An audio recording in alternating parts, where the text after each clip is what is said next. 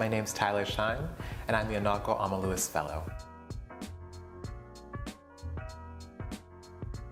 I'm sitting in the Black Archive, which is a non-circulating collection of books, periodicals, and ephemera.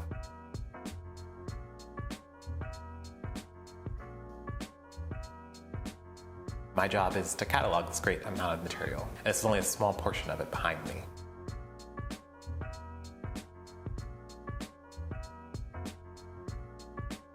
Lorna Simpson's For the Sake of the Viewer was her very first museum publication in 1992. This was an exhibition organized by Beryl Wright for the Museum of Contemporary Art, Chicago.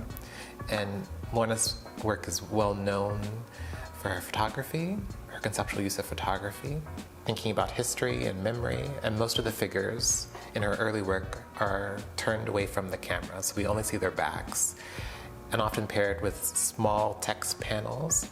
Lorna's work is really thinking through the very fundamentals of representation, memory, and history.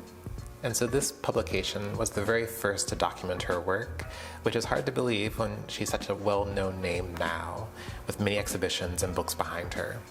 But it was one of those fascinating moments of cataloging when you stumble upon the very first work.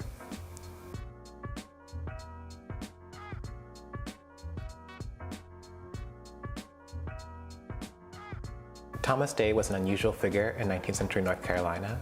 A free person of color in a slave society, he was a master craftsman with his own successful business where he employed both black and white artisans.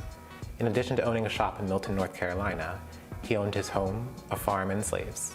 He and his wife, Aquila Wilson Day, who was a free woman of color and his business partner, worshiped side by side with white parishioners at their local Presbyterian church. He was well known and respected, addressed as Sir or Mr. Day by white and black members of the community. Day was a prolific maker, producing furniture and architectural woodwork for the homes of wealthy planters and middle-class merchants. The North Carolina Museum of History in Raleigh, North Carolina, has the largest collection of Day's work, but his designs are also preserved in historic buildings across the Carolinas and Virginia. His work is notable for its fluid lines, curving shapes, idiosyncratic motifs, and spiraling forms. While Day is a recognizable name and an extensive body of research exists on his work, there are plenty of black craftspeople that we don't know about, both free and enslaved.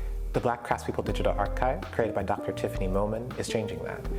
It's a digital humanities project that centers black craftspeople and documents their lives and contributions to the making and building of the United States.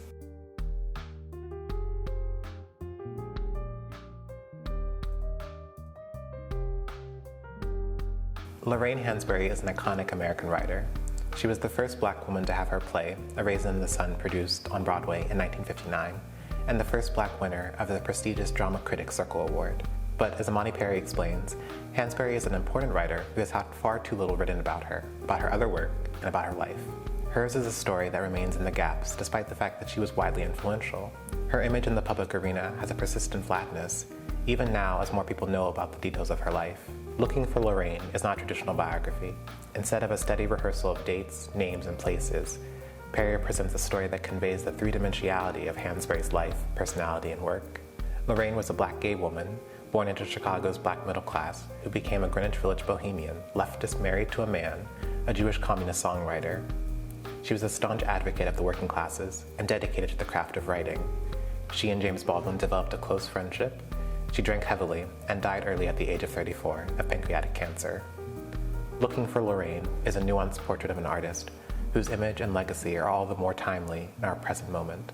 Perry conveys in affectionate and respectful detail Lorraine's inner world, what made her smile and raised her ire, what drove her passions, and how she loved.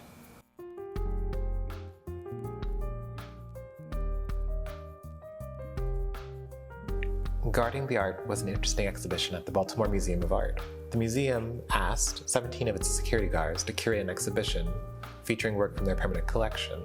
So often we don't hear from security guards, visitor service staff, and other frontline staff members, but these folks are so intimately familiar with the museum and the artwork inside. The catalog offers insights into the 17 curators' thoughts behind the exhibition, sharing works that really resonate with them during their time working at the museum.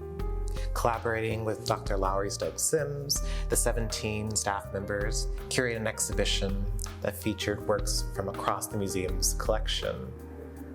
Each of the curators talks about work in the exhibition and how it resonates with them and their role at the museum, along with a full-page color image of works in the exhibition.